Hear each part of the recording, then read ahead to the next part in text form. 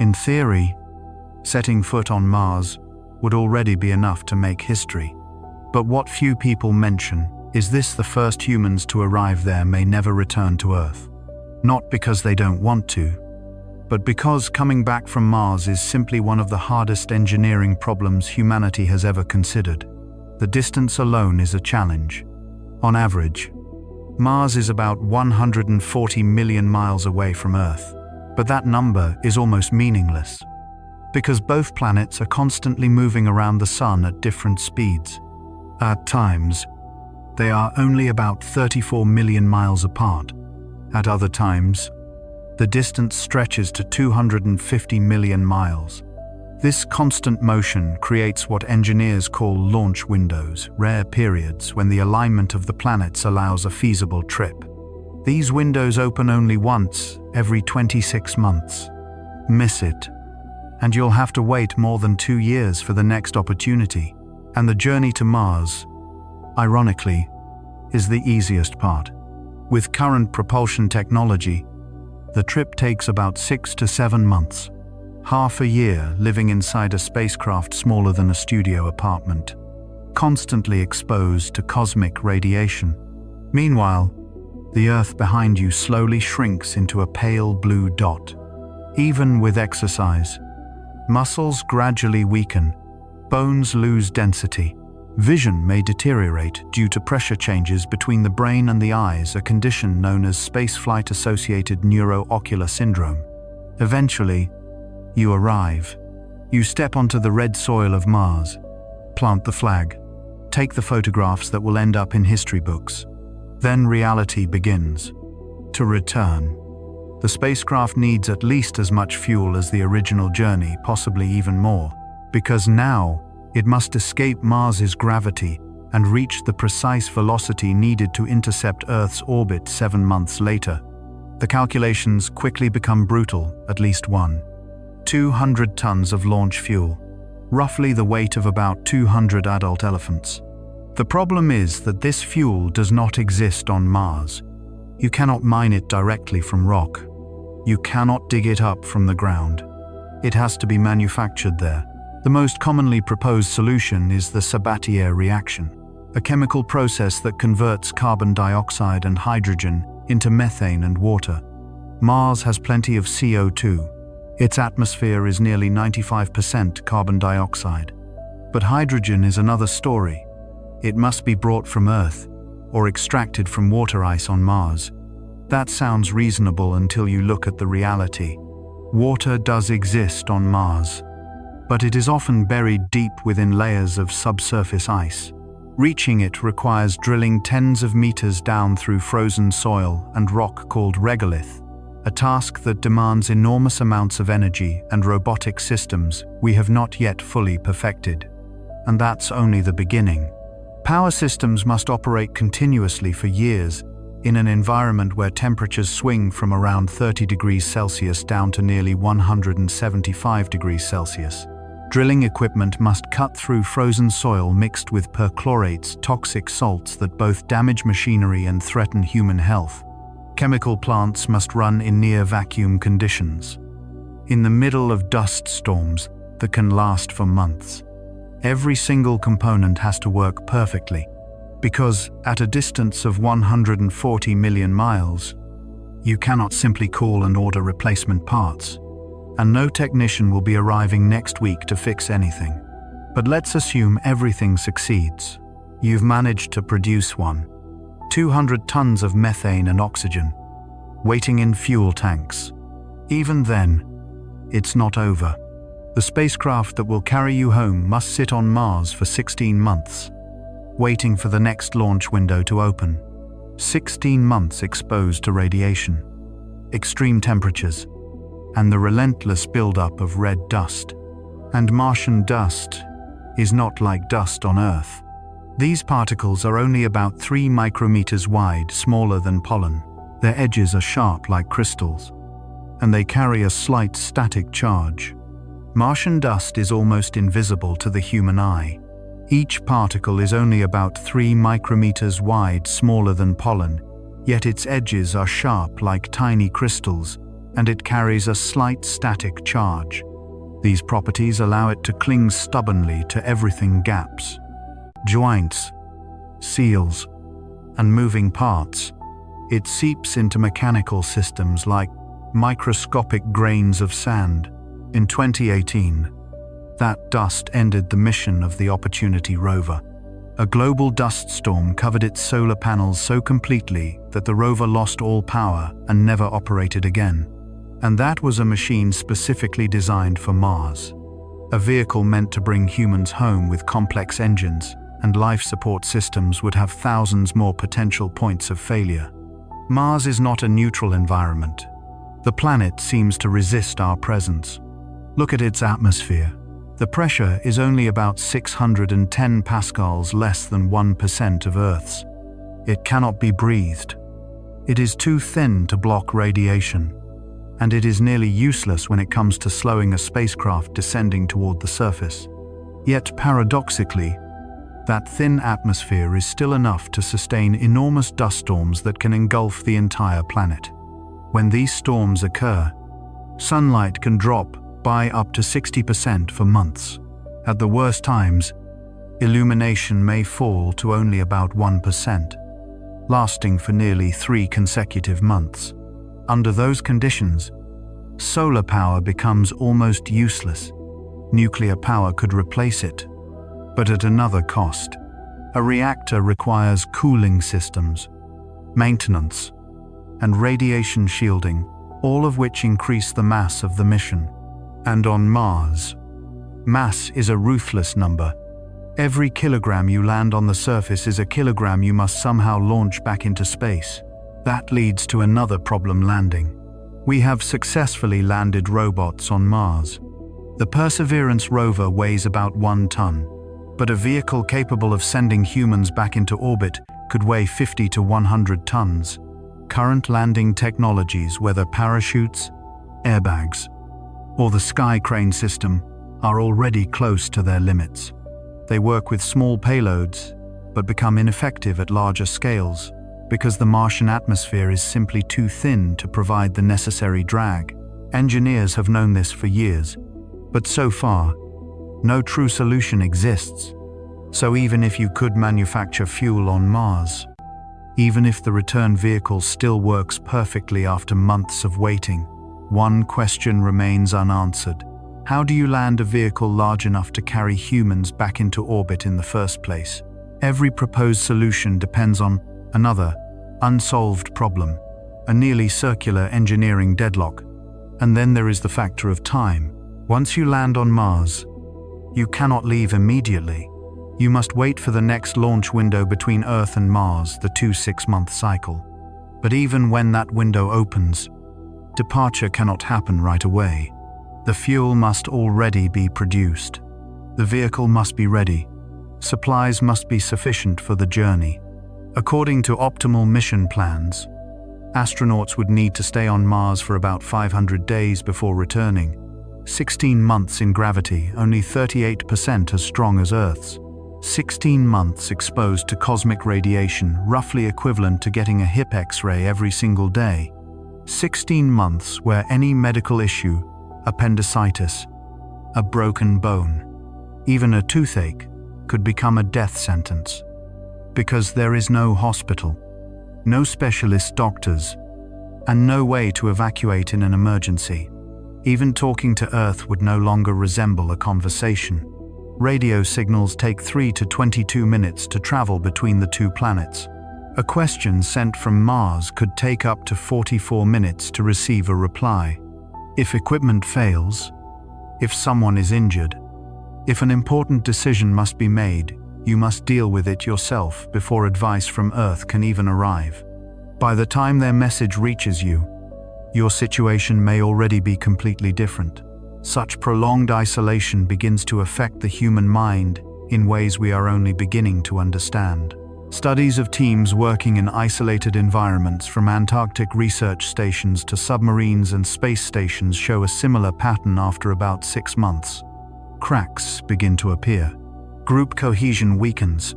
Depression and anxiety increase. Small disagreements slowly turn into major conflicts. When people talk about a mission to Mars, many imagine a journey that lasts a few months. But the reality is very different. A complete mission traveling there, waiting, and returning lasts at least 3 years. 3 years living in a confined space with the same small group of people. No privacy, no place to go when tension builds. And slowly, Earth, the planet that once was your entire world, shrinks into a pale green-blue dot suspended in the black sky. Psychologists call this phenomenon Earth out of view. We know it exists, but we have almost no data on how humans will respond when experiencing it continuously for years. Some researchers even believe these psychological challenges could be more dangerous than the physical risks, because radiation or life support systems, at least in theory, can be addressed through engineering. Human nature cannot be fixed so easily. And on Mars, the psychological collapse of a single individual would not remain a personal problem. It could threaten the survival of the entire crew. But even if we set aside the psychological factors, the physical environment alone is harsh enough. Cosmic radiation is one of the greatest dangers, and with current technology it is almost impossible to shield against effectively.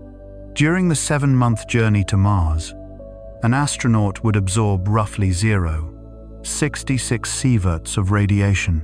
NASA sets the career radiation limit for an astronaut at 1 sievert. That means the trip there alone would consume nearly 2/3 of an astronaut's lifetime radiation budget. Landing on Mars does not improve the situation.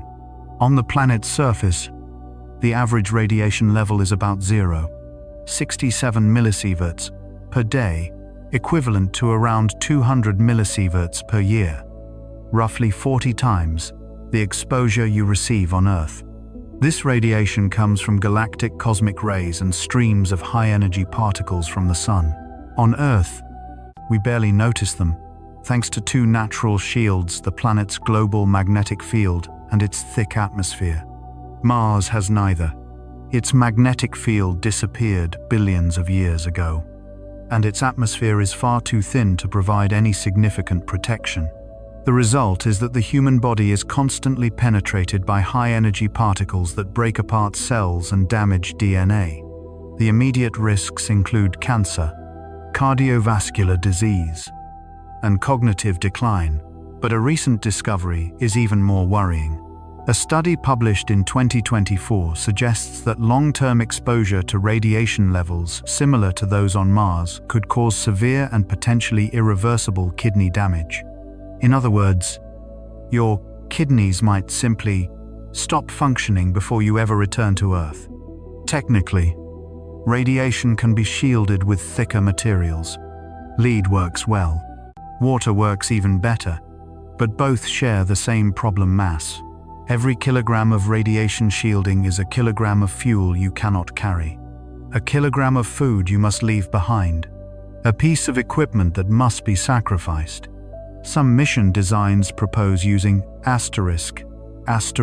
regolith, the dusty soil of Mars, to cover habitats and create natural shielding.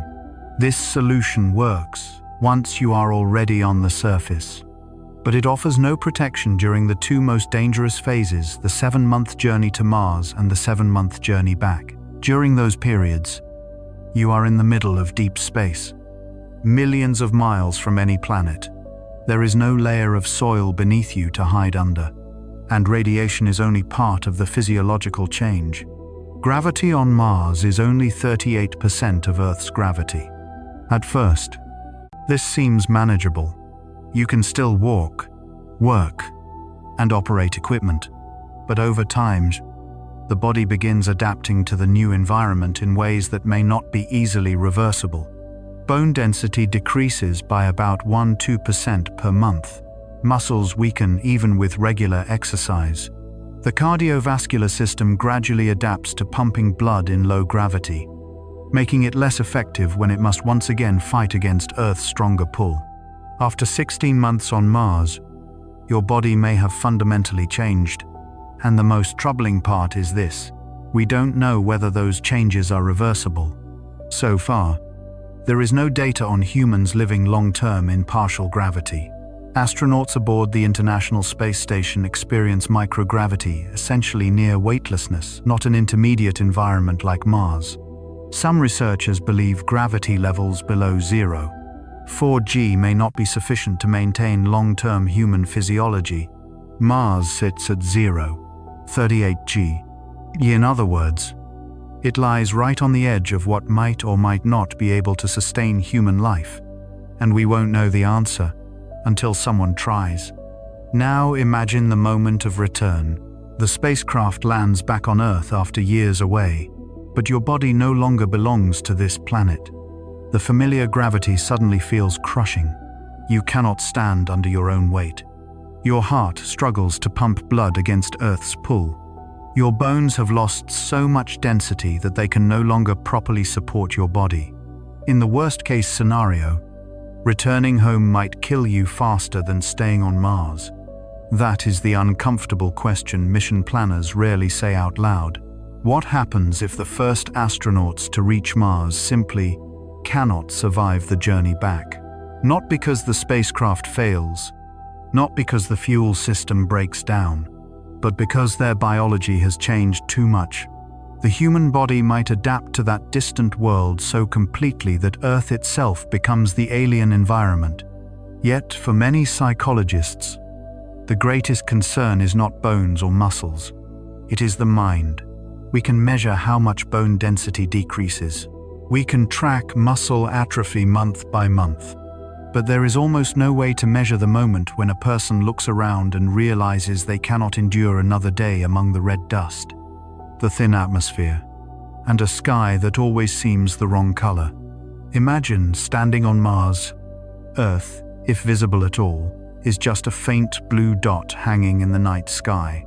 Before leaving, you already knew that. You saw the simulations. You understood the distance. But understanding it in theory and actually experiencing it are two completely different things. The Earth out of view phenomenon almost sounds poetic when described on paper, but living inside it is not poetic at all. Astronauts aboard the International Space Station have a huge psychological advantage. They can always see Earth. The massive planet stretches beneath their windows. They can recognize their home countries. They can watch weather systems drifting across familiar continents. That image is a psychological anchor, a reminder that home is still right there. On Mars, that anchor disappears. Earth becomes an abstraction, a distant memory of a place that may begin to feel almost fictional. And the human brain was never evolved to endure that kind of isolation. Distance only makes things worse. Even speaking with Earth no longer resembles a conversation. Each signal takes at least about 20 minutes to travel one way. When the two planets are farthest apart, a single question and answer can take up to 44 minutes. Imagine a conversation where every sentence requires nearly an hour to receive a response. That is not dialogue. It is more like leaving voice messages across the entire solar system. Family cannot comfort you in real time. Mission control cannot guide you instantly. A therapist cannot help you through a panic attack while it is happening. You are completely alone in a way no human being has ever experienced before. Researchers describe the consequences of this isolation with a rather clinical term: behavioral health deterioration. It sounds academic, but in reality, it means people begin to break down in ways that can threaten the entire mission. Studies from Antarctic research stations, the closest environment we have for comparison, show a familiar cycle. At first comes the honeymoon phase. Everything feels exciting. The mission is meaningful. The crew bonds closely. This stage may last a few weeks, sometimes a few months. Then comes the reality phase. The environment is no longer fascinating. It begins to feel suffocating. Small annoyances between crew members slowly turn into genuine irritation. The same faces every day, the same cramped space, the same repeated conversations, the same familiar food rations, and the same daily routine that never changes. On Mars, psychological collapse does not arrive dramatically. It comes slowly, almost silently, day after day. The same landscape, the same sealed room, the same familiar faces repeating without end. Some people begin to fall into what psychologists call subclinical depression, not severe enough to qualify for a clinical diagnosis, but enough to make everything feel heavy. Mood stays persistently low. Motivation disappears. Sleep becomes disrupted, and concentration declines. Others develop anxiety disorders, and in some crew members, subtle changes begin to appear in cognition, slower reflexes, less accurate decision-making, and memory that is no longer as sharp as before. In a normal environment, these would simply be personal problems. But on Mars, a small mistake can kill everyone. An astronaut who is mentally struggling might lose focus for 30 seconds and forget to seal an airlock.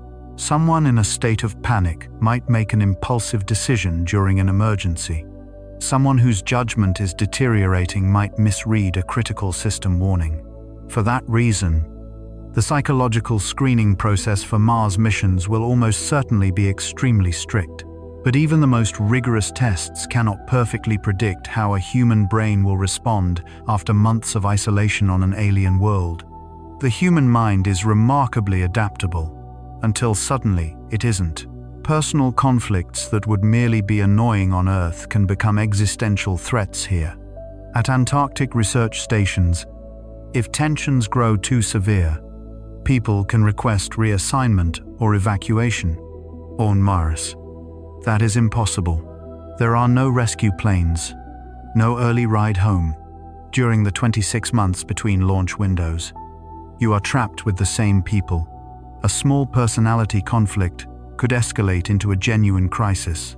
Researchers studying long-duration isolation missions often rank leadership conflict among the highest risks. When mission control is 20 minutes away by radio signal, who actually makes the final decision? What happens if crew members disagree about a critical choice? Cultural differences make the situation even more complicated. International crews bring different communication styles, different ideas about hierarchy, personal space, and conflict resolution. Under ideal circumstances, these differences only create mild friction. But in the stressful environment of Mars, they could erupt. Part of the reason the Mars One project, the ambitious plan to establish a permanent settlement on Mars, ultimately failed was because simulations revealed just how quickly things could unravel. In one simulation, researchers discovered that growing enough crops to feed the colony would cause oxygen levels in the habitat to rise to dangerous levels. In other words, the settlers might suffocate because of their own success. Another study predicted that unless equipment reliability improved dramatically, the settlers would eventually starve to death. But the psychological findings were even more troubling. Test groups living in simulated Mars habitats on Earth developed conflicts so severe that entire mission scenarios had to be abandoned. And those participants knew they could leave the simulation at any time. When that safety valve disappears, the situation becomes far darker. Medical emergencies add another layer of psychological pressure. On Mars, the nearest hospital is 7 months away. If something goes wrong with your body, the only people who can help you are your crewmates, with the limited equipment and medical knowledge they brought with them. Appendicitis on Earth is a routine surgery, but appendicitis on Mars could mean that a crew member must perform emergency surgery on you inside a cramped living module, with limited anesthesia, while the rest of the crew watches and hopes nothing goes wrong. If the appendix ruptures before surgery, sepsis will kill you. There is no ambulance, helicopter, no specialist doctor to call for assistance. Your survival depends on luck and on the medical skills of your teammates. The psychological weight of that reality is almost impossible to imagine. Every crew member knows that one day they might have to watch a friend die from an illness that would have been easily treatable on Earth. Or worse, they might be the one holding the scalpel during a failed surgery, the person who could not save their crewmate. Even sleep is no longer normal. A day on Mars lasts 24 hours and 39 minutes, only slightly longer than an Earth day, but enough to gradually disrupt the human biological clock. This phenomenon is known as circadian drift. Over time, your internal rhythm slowly slips away from the familiar cycle, leading to chronic sleep deprivation. You always feel slightly jet-lagged, never fully alert, always operating below your normal cognitive capacity, and on a planet where every decision could be a matter of life or death. That fatigue becomes a risk that cannot be ignored. Restless nights gradually become a much bigger problem than simple fatigue. When sleep is constantly disrupted, the human ability to regulate emotions begins to weaken. Small irritations turn into bursts of anger. Ordinary worries swell into paralyzing fear. You are always exhausted, always stressed, isolated, and at the same time responsible for keeping yourself and your entire crew alive in an environment that is almost constantly trying to kill you. Then another thought slowly begins to creep into your mind. You might never make it back. Your body may be changing in ways that make Earth no longer suitable for you to live on. The decision to set foot on Mars, once seen as a brave and historic act, begins to take on a different meaning. Something closer to the greatest mistake of your life. For that reason, some mission planners have seriously considered one-way missions to Mars as a more realistic option than round-trip journeys. Former astronaut Buzz Aldrin has even supported the idea that the first astronauts to reach Mars might go there to stay permanently. Their reasoning is simple if you remove the return journey. The cost and complexity of the entire mission drop dramatically, but the psychological cost of that decision is almost impossible to measure. You would be asking a human being to voluntarily exile themselves from Earth forever, never walk into a forest again, never swim in the ocean, never feel rain on their face. Everyone they have ever known will grow old and die while they remain on Mars. They will attend no more funerals, hug no old friends, never come home. That is no longer exploration. That is permanent exile. And the psychological burden of that choice, made years before launch but only truly felt after landing on Mars, could be enough to break even the strongest minds. Long-term isolation also leads to a phenomenon researchers call the third quarter phenomenon. In long-duration missions, psychological crises often peak around 3/4 of the way through the journey. The initial excitement has faded. The end is still too far away to see, and the accumulated stress over time has worn down psychological defenses. In a Mars mission, that moment would occur while you are living on the planet's surface. You have already survived the 7-month journey to get there. You have lived on Mars for months. Your body and mind are exhausted. Yet many months still lie ahead, plus another 7-month journey back to Earth. It is exactly at this point that psychological crises are most likely to threaten the entire mission. And what happens if a crew member truly breaks down psychologically? There is no simple solution. You cannot safely restrain someone in a low-gravity environment. You cannot keep them sedated for months. And there is certainly no option to send them home early. That person must remain with the crew until the mission ends, meaning they could become a danger to themselves and to everyone else. Psychological screening will try to filter out those with the highest risks. But extreme isolation affects people in very different ways. Someone who appears perfectly stable in every Earth-based test environment might collapse when actually living on Mars. And we would only learn that after the mission had already begun. By then, it would be too late. Some researchers have proposed psychological countermeasures, creating Earth-like experiences through virtual reality, designing varied daily schedules, maintaining mandatory exercise, building clearly defined private spaces, and organizing periodic special events to break the monotony. These measures might help, but they are still largely speculation, based on limited data from Antarctic research stations or submarine cruise environments that are still far safer and far less isolated than Mars. The fundamental problem remains: the human mind evolved to live on Earth. We are adapted to 1G gravity, a 24-hour day, a breathable atmosphere, open spaces, and social connection within large communities. Mars provides none of those things. The human mind will try to adapt, but every adaptation has limits, and we do not know where those limits lie, because no human has ever experienced real Martian conditions for such long periods. The first astronauts to step onto the red planet will therefore not only be explorers, they will also be the first psychological test subjects. And if their minds truly break during the mission, the next question becomes even more unsettling. When they return to Earth, will everything simply recover? If they develop anxiety disorders, depression, or cognitive decline during the journey, can the brain return to its original state, or will those changes become permanent, reshaping the brain in ways that can never be fully reversed? For now, we still don't know the answer. Before humans truly set foot on Mars and live there for months, most of what we know is still well-informed speculation, calculations, models, and scattered data from simulated environments that have never fully reproduced the real conditions. The truth is that we will not know for certain what will happen until someone actually goes there, stays, and attempts to return. And this is where a question emerges that mission planners rarely say publicly: what happens if the psychological burden makes astronauts no longer want to come back? Not because their bodies cannot return, but because their minds have adapted to Mars in a way that makes Earth feel alien, overwhelming, even wrong. In that sense, the human mind itself could trap people on Mars just as effectively as the physiological changes in their bodies.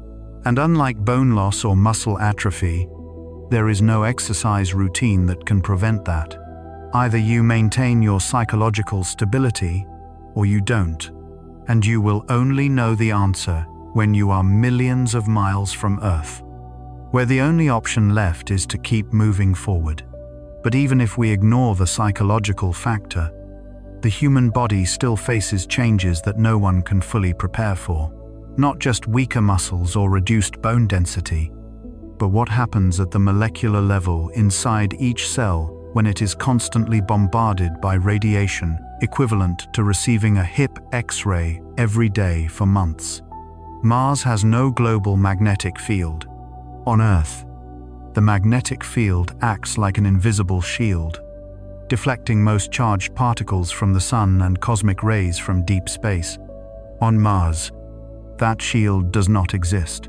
Streams of high-energy particles travel straight to the surface. The average radiation exposure there is about 67 millisieverts per day. That sounds small until you add it up after 500 days on Mars. The total dose reaches about 335 millisieverts, including the journey there and back. The number could approach 660 millisieverts. For comparison, NASA's career radiation limit for an astronaut is about 19 millisieverts. That means a single Mars mission would consume nearly 2/3 of that entire lifetime limit. In practical terms, if an astronaut has already traveled to Mars, they would likely never be able to undertake a similar mission again. Radiation damage is not like a sunburn that eventually heals. Its effects accumulate over time. High-energy particles slice through DNA strands inside cells. The body has repair mechanisms, but they are not perfect. Every repair carries a chance of error, and those errors gradually accumulate as mutations. Some mutations are harmless, some kill the cell, and some transform a cell into cancer. Current radiation models predict that a Mars mission could increase the risk of fatal cancer by about 5%. That is the average estimate. At the upper boundary of the models, the number could reach 10%, meaning roughly 1 in 10 astronauts might eventually die from cancer directly related to the mission. And that is only the mortality rate. The incidence rate developing cancer but surviving it could be even higher, somewhere between 10% and 20%. Yet cancer is not the only frightening consequence. The cardiovascular system is also affected. Radiation increases the risk of heart disease, stroke, and circulatory problems. The brain is impacted as well. Information processing speed declines, memory weakens, and the ability to perform complex reasoning deteriorates. NASA categorizes these hazards as red risks, the highest priority level, because they are both likely to occur and potentially severe, while effective shielding solutions still do not exist. In theory, water can reduce radiation exposure, but to lower radiation to safe levels, living spaces would need to be surrounded by meters of water, an enormous mass that current technology cannot realistically launch into space. Martian soil, or regolith, works better as shielding, but burying entire habitats under several meters of soil creates other problems: how to enter and exit quickly, how to repair external equipment, and how to evacuate rapidly if the life support system fails. Some designs propose building bases inside ancient lava tubes or carving habitats into rock cliffs. This could significantly reduce radiation exposure, but the trade-off is that humans would live inside a cave on Mars, no windows, no view of the landscape, only artificial lighting and stone walls for months at a time. The psychological pressure of such an environment could intensify the isolation that is already extreme. Meanwhile, the kidneys appear to be particularly vulnerable to the combined effects of radiation and low gravity. Research published in June 2024 suggests that the risk of serious kidney dysfunction increases over time when humans are exposed to conditions similar to a Mars mission. Our kidneys evolved to function in 1G gravity, where pressure gradients help filter blood efficiently. In the microgravity of space travel and the 0.38G gravity of Mars, those gradients change. The risk of kidney stones increases, filtration efficiency declines, and at the same time, radiation directly damages kidney tissue, placing the organ under a physiological strain it was never designed to withstand. One of the less discussed truths about Mars is that medicine there would barely exist in the way we understand it. If your kidneys fail on that planet, the story is almost over immediately. There are no dialysis machines, no possibility of organ transplants, and no hospital, just a helicopter flight away. All you have is the small amount of medical equipment the crew managed to bring from Earth. But mass aboard a spacecraft is measured kilogram by kilogram. Every piece of medical equipment carried means leaving something else behind: food, water, or spare parts for the life support system. As a result, the medical inventory would contain only the most essential items: basic surgical kits, medications, compact diagnostic devices. There is no MRI machine, no modern operating room, and certainly no team of specialists covering every medical field. So what happens if someone develops appendicitis? The surgery would take place right inside the habitat's living quarters, because that is the only available space. The person holding the scalpel would be whoever has the most medical training in the crew, sometimes just someone with basic EMT certification and a few crash courses before the mission began. The habitat is not a sterile environment either. After months of living there, every surface has been exposed to Martian dust, and that dust is everywhere. By the time the surgery begins, it may already be present within the surgical field itself. If everything goes smoothly, the crew may still have hope, but if complications arise, the situation quickly becomes dangerous. Infection is the greatest threat. Antibiotics can be brought along, but bacteria in space environments do not behave the same way they do on Earth. Some studies suggest that microbes become more virulent in microgravity, and their resistance to antibiotics can increase. At the same time, astronauts' immune systems are weakened by radiation and prolonged stress. An infection that would be easily controlled on Earth could become a death sentence on Mars. Mechanical injuries raise another set of unanswered questions. Gravity on Mars is only 38% of Earth's, and astronauts' bones have already weakened after long periods in space. This increases the risk of fractures. Setting a broken bone may not be too difficult, but healing is the real concern. Bone recovery depends on proper mechanical load. In a 0-38G environment, we simply do not know whether bones would heal correctly. A fracture could lead to permanent disability or worse, never fully heal, and become a chronic injury that prevents the astronaut from continuing their duties. Vision is another unknown. A condition known as spaceflight-associated neuroocular syndrome, SANS, has been observed in many astronauts aboard the International Space Station. In microgravity, pressure differences between the brain and the eyes cause bodily fluids to shift, damaging the optic nerve and altering the shape of the eyeball. Some astronauts have experienced permanent vision changes. Mars has gravity 0-38G. Not zero, but no one knows whether that is enough to prevent the syndrome.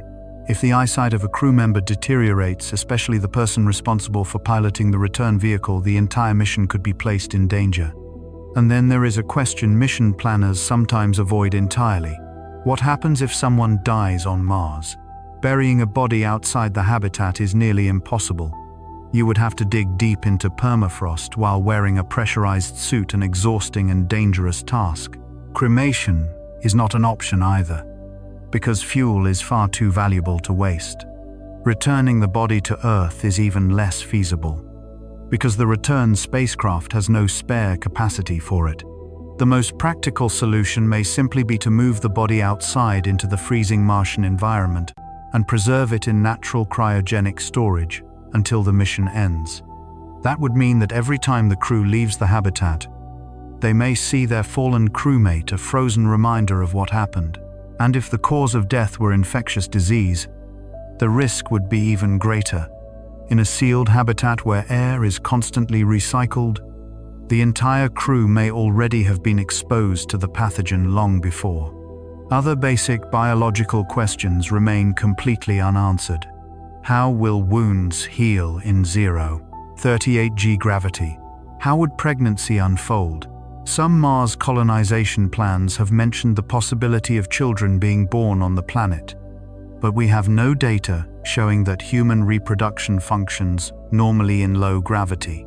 Would an embryo develop correctly? And if a child were born on Mars, would their body be able to withstand Earth's 1G gravity later in life? Because every biological system we have, from the cardiovascular system and inner ear to muscles and bones, evolved under a single assumption: Earth's gravity is always 1G.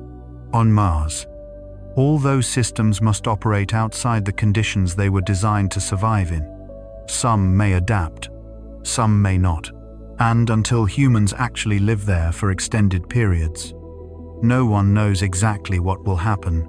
Even if humans manage to solve the biological and psychological challenges, Mars itself remains an environment constantly trying to kill you. The planet's atmosphere barely exists by Earth standards, about 96% carbon dioxide, with an average pressure of only around 610 pascals, less than 1% of the atmospheric pressure we are used to. In other words, it is almost a vacuum. If your pressure suit fails while you are outside the habitat, you have roughly 15 seconds before losing consciousness. Carbon dioxide in your blood begins to come out of solution. Your blood does not literally boil, but the final outcome is effectively the same. Temperatures on Mars are no more forgiving. On the same planet, they can range from about 284 degrees Fahrenheit to 86 degrees Fahrenheit. Habitats must maintain a stable internal temperature while surviving these extreme fluctuations and using as little energy as possible. Pressure suits must keep astronauts warm in deep cold, while also preventing overheating during heavy physical work. Simply balancing these requirements is an enormous engineering challenge, and any mistake could kill a person within minutes. But there is something on Mars that can be even more troublesome than radiation dust. Martian dust particles are only about 3 micrometers wide, smaller than household dust, and they carry a static electric charge. They cling to every surface like tiny packing particles. You cannot simply brush them off. Dust accumulates on solar panels, reducing electrical output. It works its way into mechanical systems, grinding away seals and bearings. Every time you go outside, the dust coats your pressure suit, and when you return to the habitat, the dust comes with you. No airlock system can remove every single particle. As a result, you end up breathing it. The real problem lies in its composition. Martian regolith contains about 0.5% perchlorate toxic salts that can damage the thyroid and kidneys. 0.5% may sound small until you realize that each day you may inhale microscopic amounts of it for months at a time.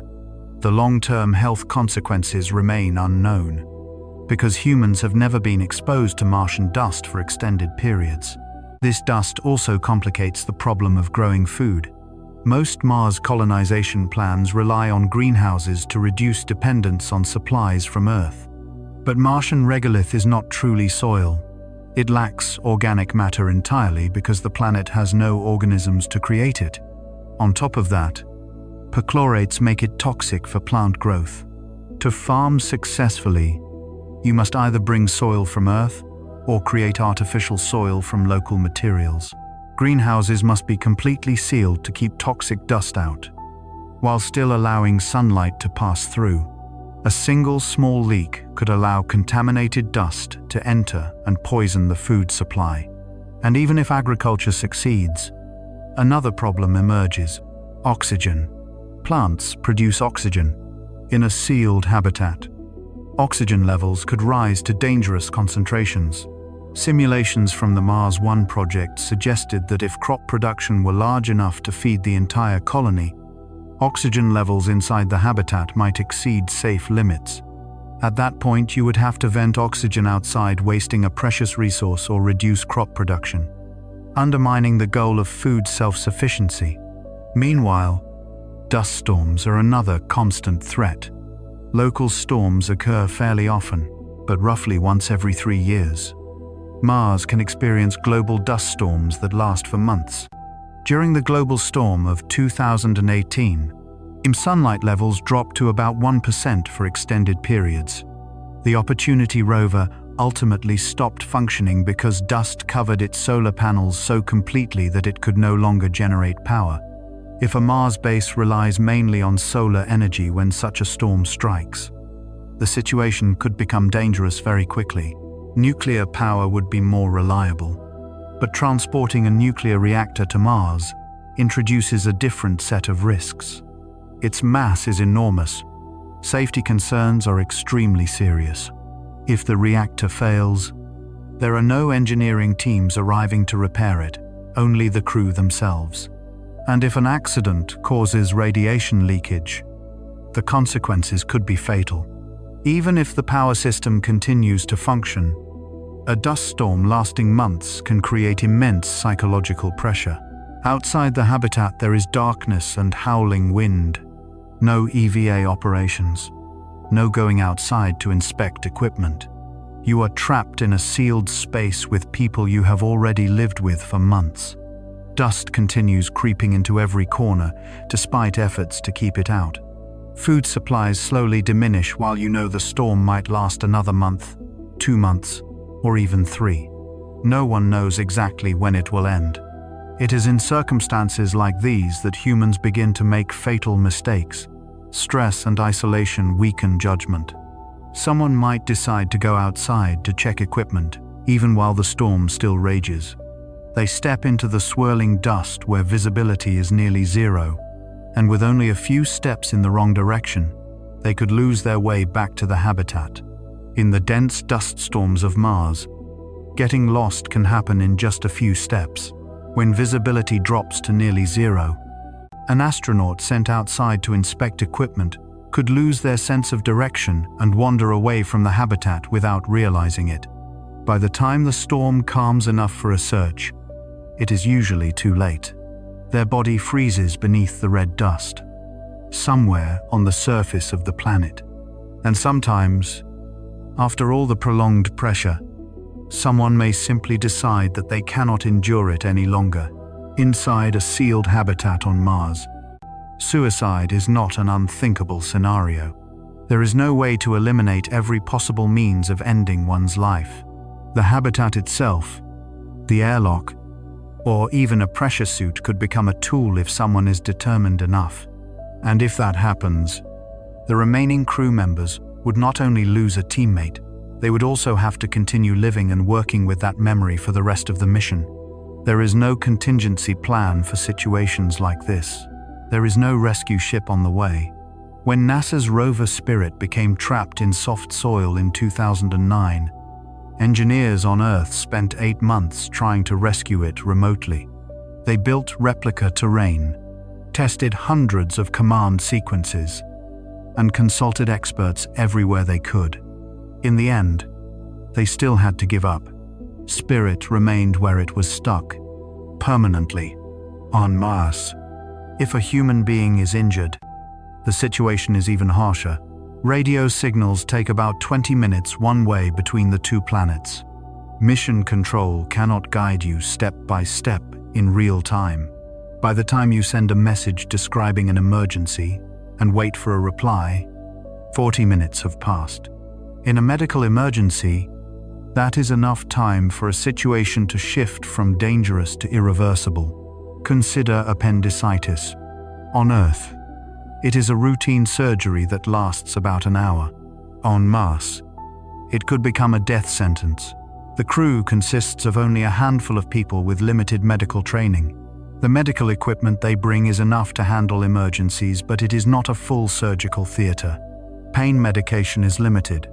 Instruments are limited. When someone develops appendicitis, the crew faces a real decision: attempt surgery with inadequate tools and experience, or watch that person die. The Mars Direct Mission architecture assumes that crews would handle such situations themselves. The plan includes a small medical bay with surgical instruments and basic supplies. But performing surgery on Mars after months of weakened muscles and reduced bone density is nothing like performing surgery on Earth. The surgeon's hands might tremble from muscle loss. Vision may have changed due to radiation exposure. The patient's body has also changed after long periods in low-gravity blood pressure shifts. Wound healing slows, and if complications occur during the operation, there is no emergency room to transfer to, and no specialist doctor to call for help. Even smaller problems can become dangerous. A dental infection on Earth only requires a visit to the dentist. On Mars, it could spread into the bloodstream and become life-threatening. Everything must be treated using whatever tools and skills the crew happened to bring with them. Many people remember Apollo 13 as a triumph of creativity and calm under crisis. But Apollo 13 had one crucial advantage: the astronauts were already on their way back to Earth. On Mars, if critical equipment fails, the story could end right there. The habitat's life support system is designed with multiple layers of redundancy, but redundancy does not mean immunity from failure. Every component has a lifespan and a probability of malfunction. Over time, small issues accumulate. A seal begins to degrade. A filter becomes clogged. A pump motor burns out. On Earth, you simply replace the part. On Mars, you must hope you brought a spare. If not, the only option is to attempt repairs using whatever materials are available. And if the repair fails, the life support system begins to collapse piece by piece. The pressure suit is one of the most vulnerable systems.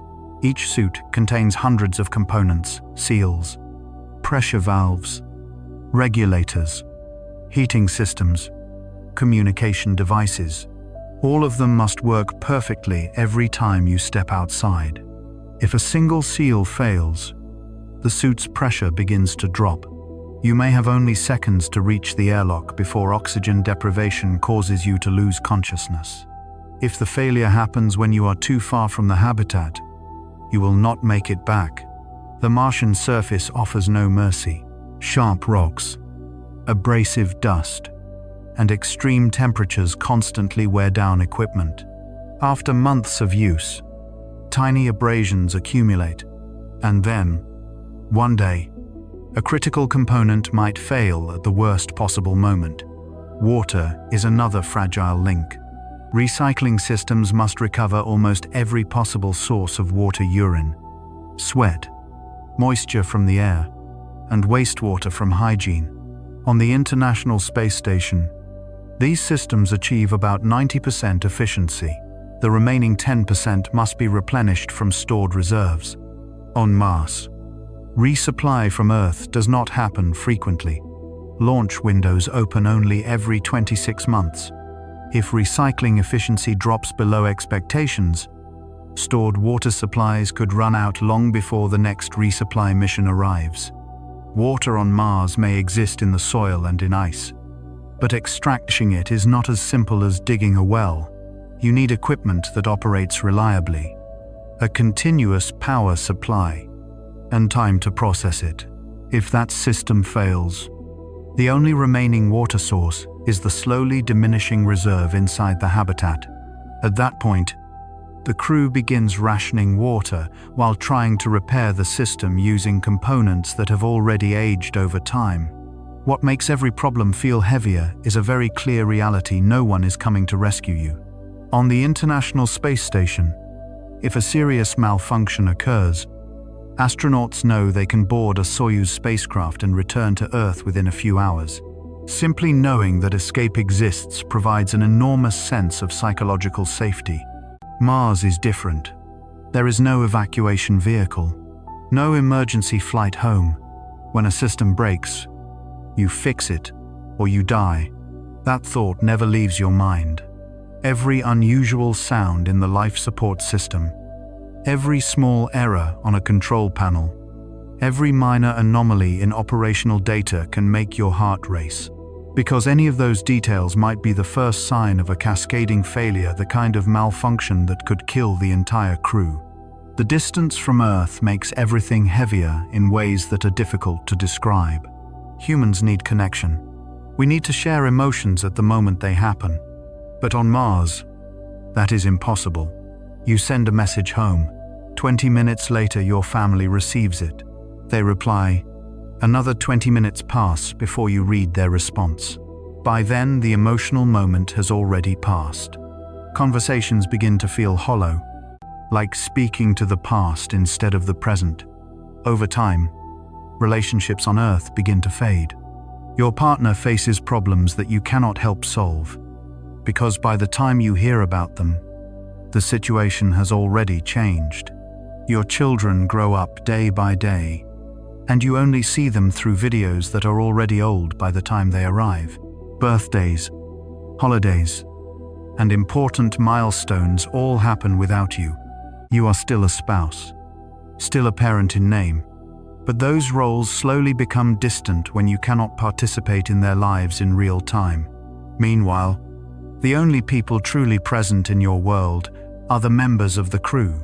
You live together in a small space, eat together, work together, exercise together, sleep in compartments only meters apart.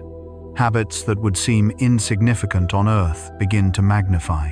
One person chews too loudly, another talks too much.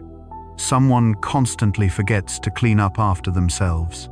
On Earth, you could simply leave the room. On Mars, there is nowhere to go. The habitat is small, privacy is limited, and no one can avoid each other. Research from Antarctic stations shows what isolation can do to people, and Antarctica still has many advantages compared to Mars. The outside environment is harsh but does not kill you in minutes. Communication with the outside world is immediate, and rescue, although difficult, is still possible. Winter there lasts only a few months, not years. Yet, even there, serious conflicts have occurred. Small groups form factions. Irritations accumulate. Minor disagreements escalate into major confrontations. In some extreme cases, violence has happened. On Mars, all those factors still exist but intensified. The isolation lasts longer, the stakes are higher, and there is no simple way to resolve conflict. If two crew members cannot work together, No one can send one of them home early. They must continue living together until the return window opens, possibly more than a year later. If conflict escalates into violence, there is no police force to call, no external authority to intervene except the mission commander, who is trapped in the same situation as everyone else. Research on astronauts has long suggested that leadership challenges and cultural differences are among the greatest psychological risks in long-duration missions. International crews bring different communication styles, different views about hierarchy and discipline.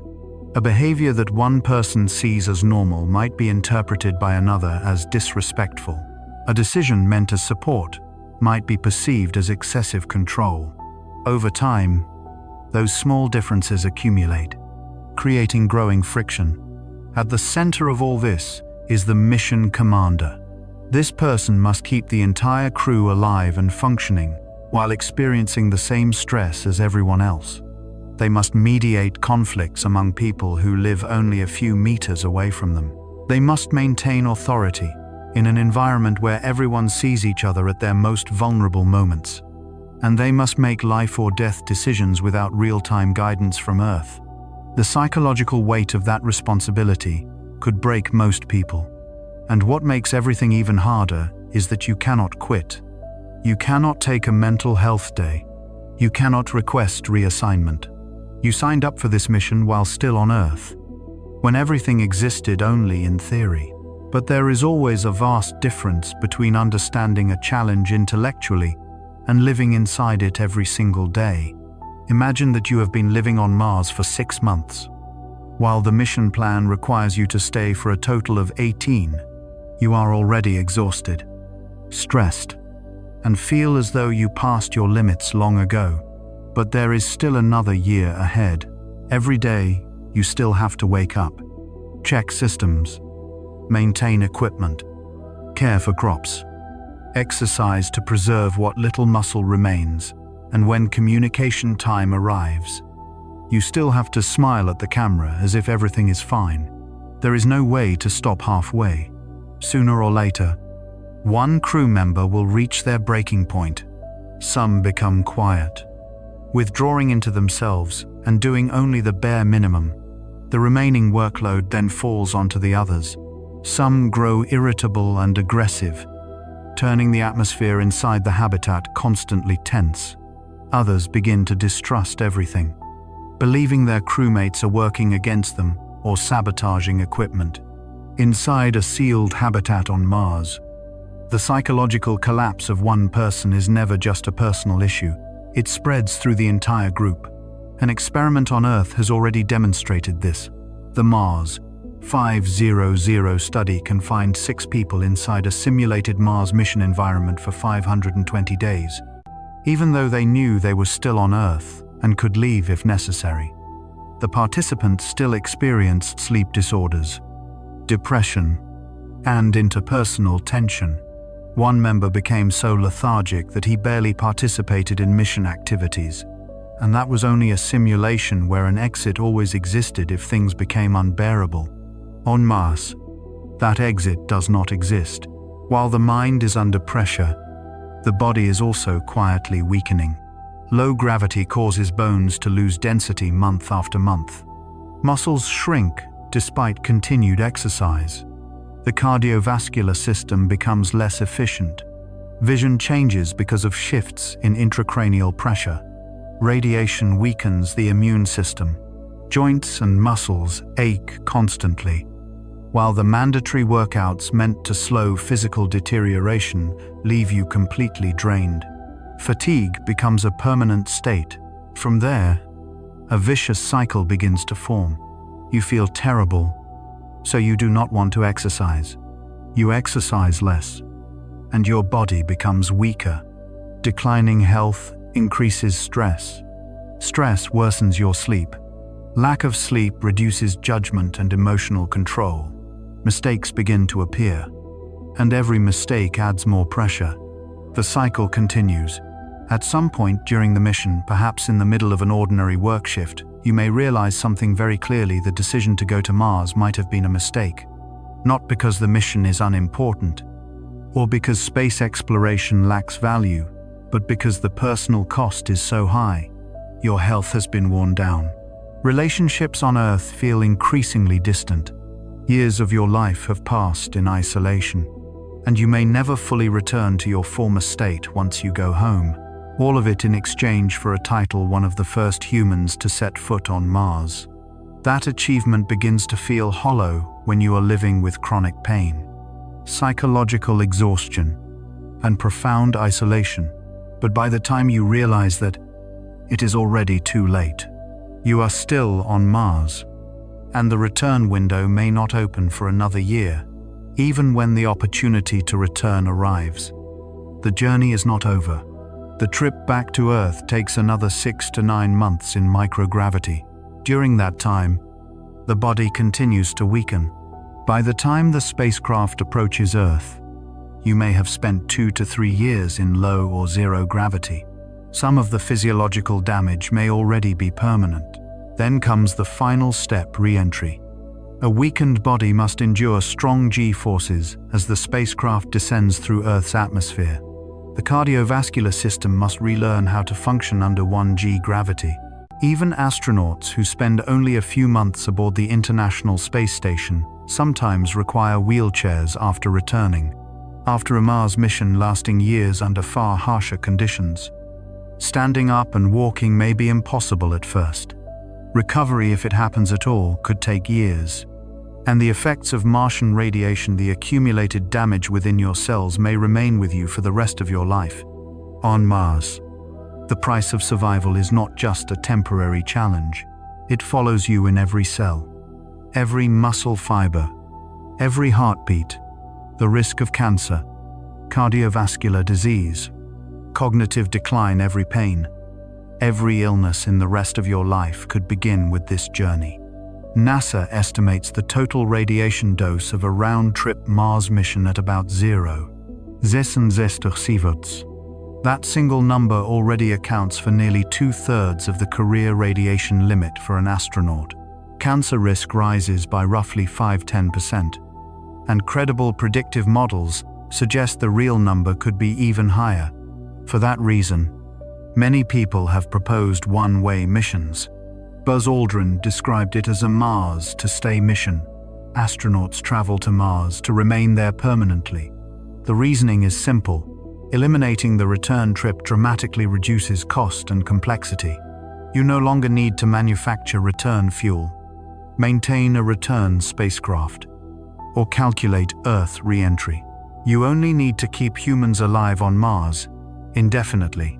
In 2012, the Mars One project announced a plan to send 4 astronauts on a one-way mission by 2025, aiming to build a permanent settlement using existing technology. But that vision collapsed under rigorous analysis. Researchers at MIT pointed out that unless equipment lifetimes improved dramatically, the settlers would eventually starve. A crop system capable of producing enough food would also generate dangerously high oxygen levels inside the habitat. In other words, they could suffocate because of their own food supply. The project's failure revealed a harsh reality. Long-term survival on Mars is not just difficult with current technology. It may be impossible. Every system would need to operate flawlessly for decades. One failure, and everyone dies. The Martian environment itself remains relentlessly hostile. The atmosphere contains 96% carbon dioxide. You cannot breathe it. The average temperature is about 60 degrees Celsius, and freezing conditions would kill you without heating systems. Atmospheric pressure is only 0.6% of Earth's. Your blood would effectively boil if your pressure suit failed. Radiation exposure is comparable to receiving a hip X-ray every day. And from the moment you land, the long-term cancer risk begins to rise. Growing food is far from simple. Martian soil contains roughly 0.5% perchlorates, toxic salts that can damage the thyroid, kidneys, and human cells. The cold environment makes plant growth extremely difficult. Even if all of these obstacles are overcome, another problem appears: the oxygen problem. Plants produce oxygen, but in a sealed habitat.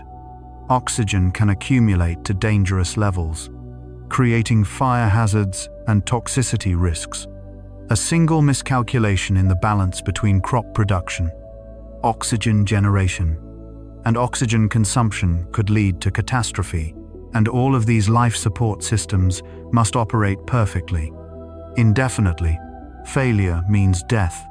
On the International Space Station, systems are tested with continuous resupply and the option of evacuation. On Mars, there is no rescue, no resupply.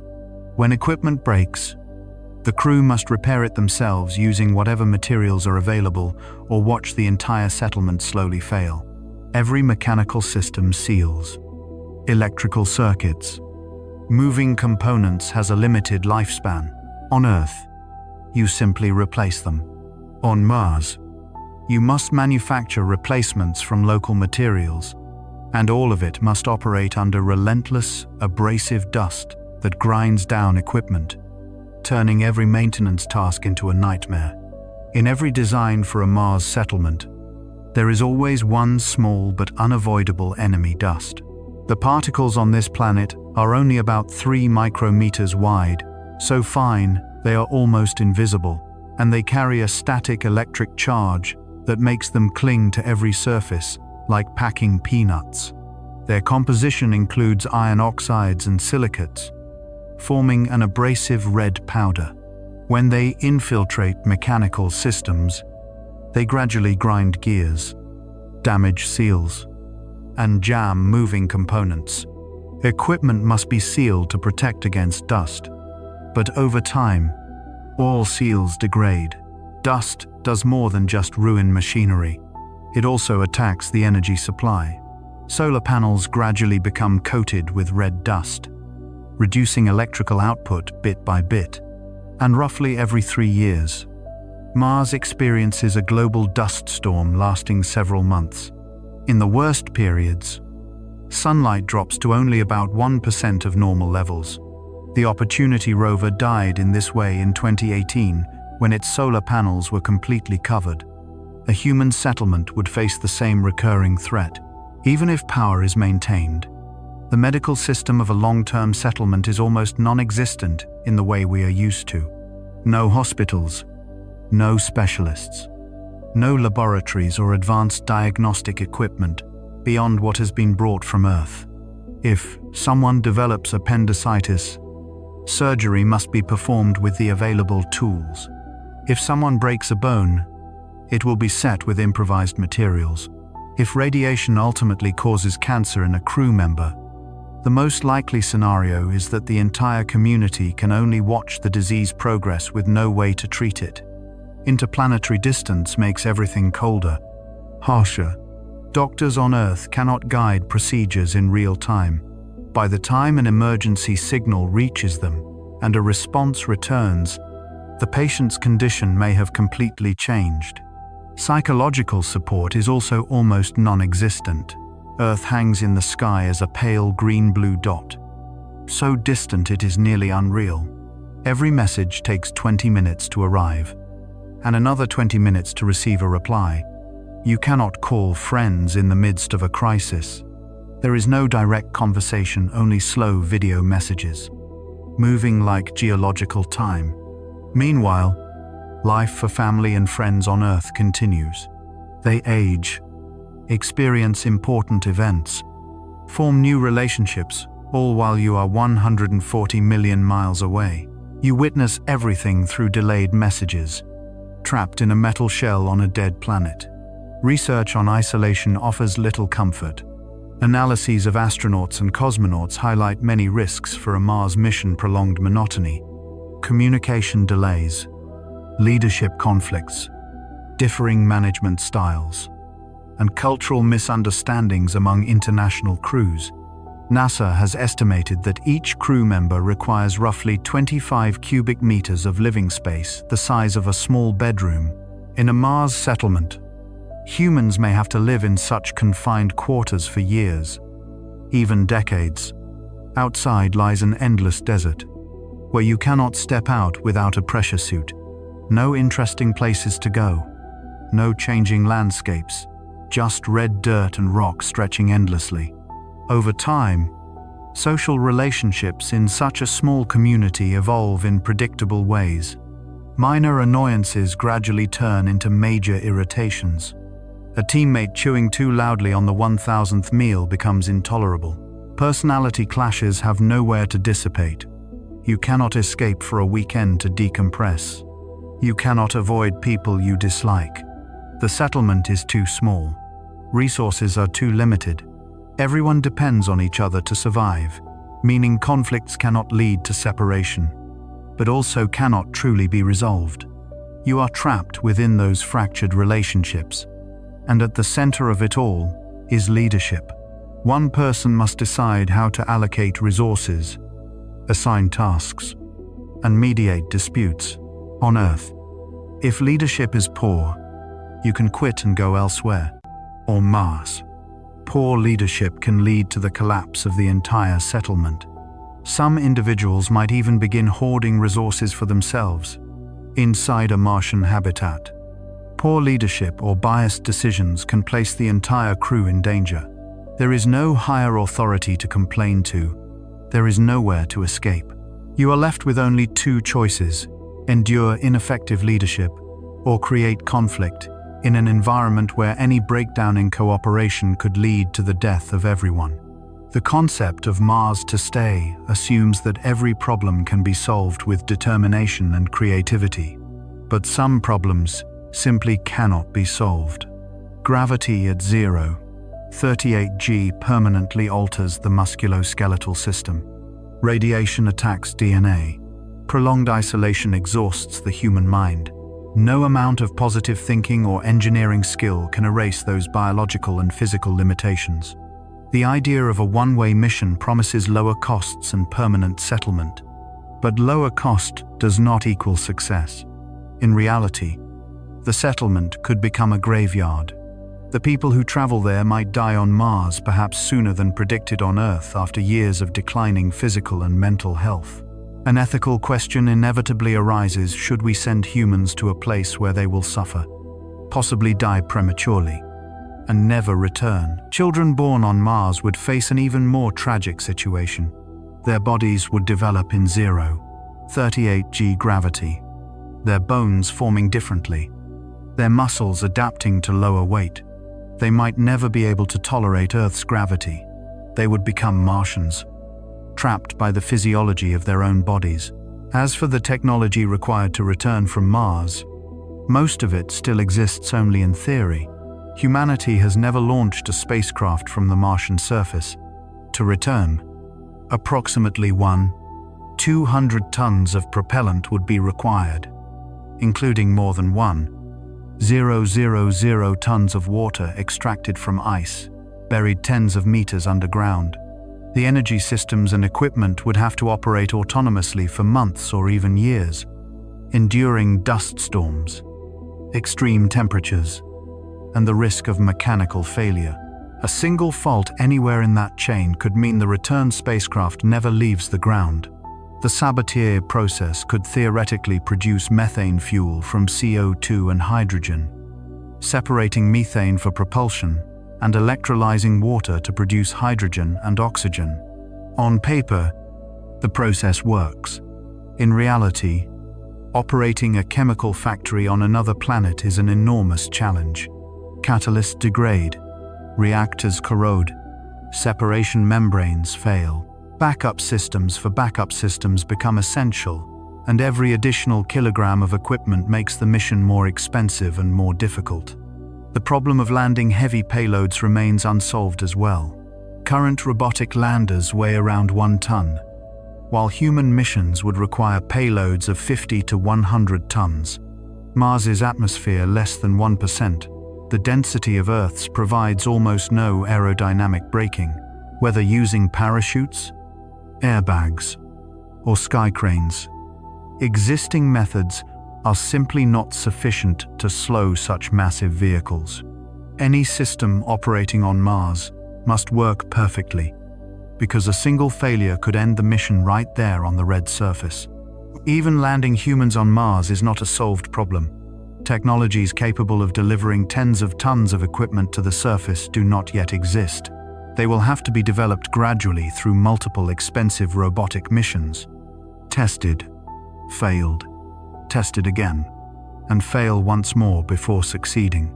Each failure delays a crewed flight plan. Each success costs billions of dollars. And even if everything works perfectly, the journey is not over. The return trip to Earth takes 6 to 9 months. During that time, the human body returns to microgravity after having partially adapted to Mars's 0.38 g gravity. The body must go through a series of successive adaptations from Earth to microgravity, then to Mars, then back to microgravity, before finally confronting the familiar 1g gravity of Earth. Each transition is a physiological shock. After months on Mars, muscles have weakened, bones have lost density, and the cardiovascular system has adjusted to lower gravity. Returning to microgravity accelerates deterioration. Muscles atrophy faster. Bones lose more density. The cardiovascular system weakens further. By the time the spacecraft approaches Earth, you may have spent 2 to 3 years in low or zero gravity. That damage may never fully recover. Then comes the final step: re-entry. A weakened body must endure high g-forces as the spacecraft plunges through Earth's atmosphere. The cardiovascular system, accustomed to lighter gravity, must suddenly pump blood against full planetary gravity. Even astronauts who spend only 6 months on the International Space Station sometimes require wheelchairs upon landing. A Mars mission, lasting 3 times as long, under harsher conditions, could make standing up an initial challenge. Walking may not be possible immediately. Recovery, if it occurs, could take years. Radiation brought back from Mars does not disappear upon return. A total dose of approximately 0.66 sieverts nearly reaches NASA's career limit in a single mission. Cancer risk rises by 5 to 10%, and models suggest the actual likelihood could be higher.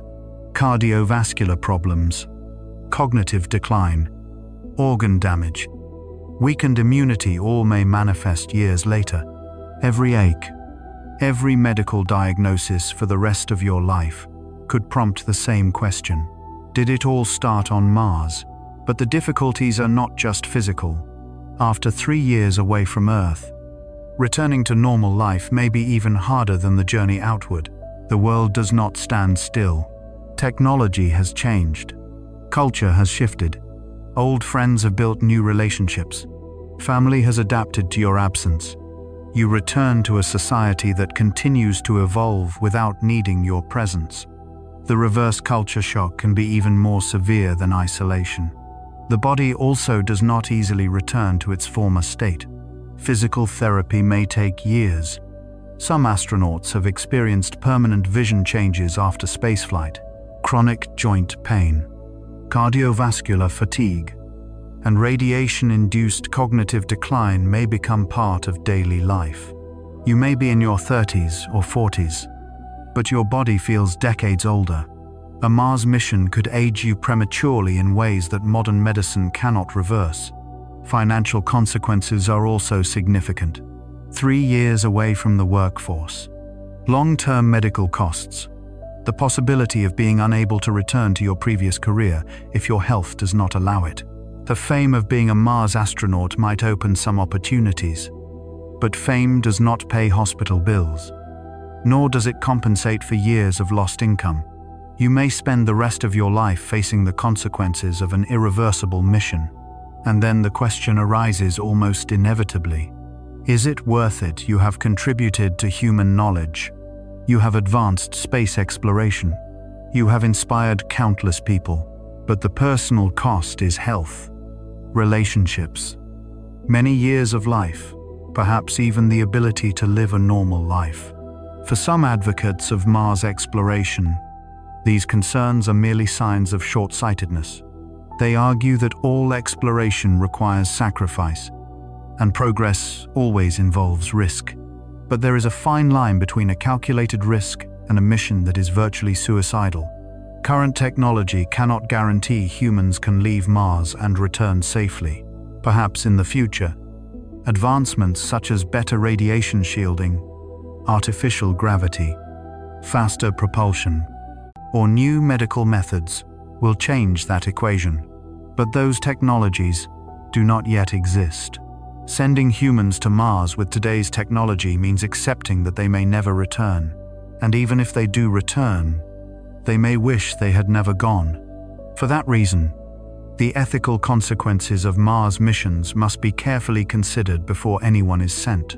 Yet space agencies and private companies often portray Mars exploration as an inevitable step for humanity, as if it is the next unavoidable chapter in human evolution. People often say that conquering Mars is the destiny of humanity, but destiny is not a moral justification for sacrificing human lives. When we select the people who will leave Earth, the concept of informed consent becomes fragile. How can someone truly agree to the risks when even we do not yet fully understand what those risks are? The astronaut selection process for Mars therefore raises uncomfortable questions. Young candidates with fewer family ties are often preferred. On paper, that decision seems logical, but seen another way, it also means choosing people whose absence would cause fewer consequences, fewer people left grieving, fewer potential lawsuits if everything ends badly. Psychological screening also favors individuals capable of enduring long periods of isolation and extreme deprivation. People who can live in silence, in confined spaces, under constant uncertainty. Yet those same qualities may become dangerous. Someone accustomed to accepting high levels of risk may continue a failing mission rather than stopping when safety limits have clearly been exceeded. Space agencies often emphasize that astronauts are volunteers. That is true, but there is still a difference between accepting calculated risks and signing up for a mission that, with current technology, may resemble a death sentence. Test pilots also accept danger, but they test vehicles built on decades of engineering experience. Mars missions do not have that foundation. We are asking human beings to become the first test subjects for technologies that have never been proven at full scale. In an environment where failure means death, ironically, psychological screening may unintentionally select the very people most vulnerable to danger: individuals comfortable with risk, accustomed to isolation, and tolerant of uncertainty. Meanwhile, those with strong self-preservation instincts, those who know when to say this is enough, may never be selected. Financial pressures further complicate the picture. Private companies developing Mars missions are not pursuing science alone. They are also seeking profit, public attention, and market position.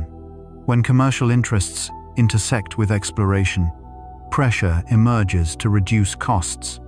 Safety margins shrink. Redundant systems may be removed to save mass and money. Launch schedules may be accelerated to satisfy investors. In such a business plan, astronauts risk becoming replaceable assets. National space agencies are not entirely free from pressure either. Political cycles force projects to achieve milestones before governments change. National prestige encourages bold decisions. And if the race to Mars becomes an international competition, history has already shown something clearly when national pride is at stake. Governments are often willing to accept casualties that would otherwise be unacceptable. Behind these decisions are the astronauts' families, people rarely mentioned in discussions about Mars missions. A 3-year mission means missing almost every aspect of family life. Children grow up without a parent beside them. Weddings, funerals, illnesses, ordinary moments all pass by without their presence. And if an astronaut dies on Mars, the death will unfold slowly, publicly, and helplessly. Mission control on Earth will be able to do nothing more than watch telemetry signals while a human being, someone's child, someone's spouse, dies millions of miles away. That reality creates a massive psychological burden for the people running the mission itself. Engineers and flight controllers must make decisions that determine life or death. Yet because of communication delays, they may not even be able to intervene in time. We have already seen something similar after Apollo 1 and Challenger disasters that left deep psychological scars on ground crews. A catastrophe on Mars could be even more devastating, because death might unfold over hours, days, or even longer. And then there is another question that supporters of Mars exploration rarely want to discuss: cost. A Mars mission is estimated to cost anywhere between $100 billion and $1 trillion. With that amount of money, humanity could eliminate malaria, provide clean water for billions of people, fund cancer research, or address many problems affecting people here on Earth. So which is more important, sending a few people to Mars or saving millions of lives here? Supporters of space exploration often respond that space programs drive technological innovation that benefits everyone. But many of the examples often cited, like Velcro or Teflon, are largely popular myths. In reality, the return on investment from space technology is often lower than direct funding for scientific research conducted on Earth. If humanity wants better water filtration systems or advanced materials, the simplest path is to invest directly in research in those fields. The argument that Mars missions will inadvertently generate technological breakthroughs beneficial to everyone is often cited as a justification. But in reality, those secondary benefits rarely match the effectiveness of directly funding scientific research. Sometimes, dreaming about Mars carries another implicit message that we have grown disillusioned with Earth. Instead of fixing the planet's problems, we seek an escape elsewhere. But Mars is not a backup planet. It is a cold, dry, dead world. The atmosphere is unbreathable. Liquid water barely exists in a stable form, and radiation is strong enough to harm humans every day. If humanity cannot maintain Earth, a planet shaped by billions of years of evolution, to be habitable, then transforming Mars into a life-friendly environment is far more difficult. The idea of a long-term settlement on Mars raises even deeper ethical questions. Children born there would grow up in 38% of Earth's gravity. Their bones, muscles, and cardiovascular systems would develop differently. They may never tolerate the gravity of humanity's home planet. They would become Martian residents, bound to the place of their birth. Life in such a settlement would also not resemble a free society. Every resource would have to be carefully allocated. Every breath would depend on machinery functioning correctly. In such an environment, rules must be strictly enforced, and power is often concentrated in a tightly controlled management system. Personal freedom becomes a luxury. That image can sometimes feel more like an off-world labor camp than a new civilization. There are also genetic consequences. A small initial population is prone to a genetic bottleneck, where gene diversity diminishes over generations. To maintain a healthy population, reproduction might need to be controlled. Who decides who mates with whom? After several generations, will Martian residents start to biologically diverge from humans on Earth? The legal framework for these questions barely exists. The 1967 Outer Space Treaty prohibits nations from claiming sovereignty over celestial bodies, but it is vague regarding private ownership. If a crime occurs on Mars, who adjudicates it? Which laws apply? If private companies build settlements, could they become quasi-sovereign entities? Land and resource ownership could be a source of conflict.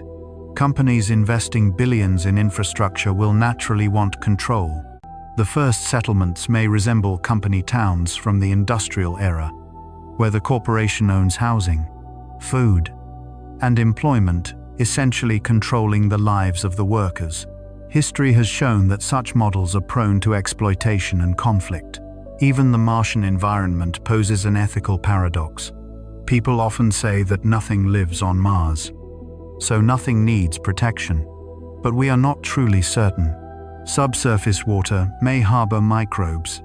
If humans arrive, we will bring with us Earth's entire microbial ecosystem. Once that happens, studying Mars in its pristine state will become nearly impossible.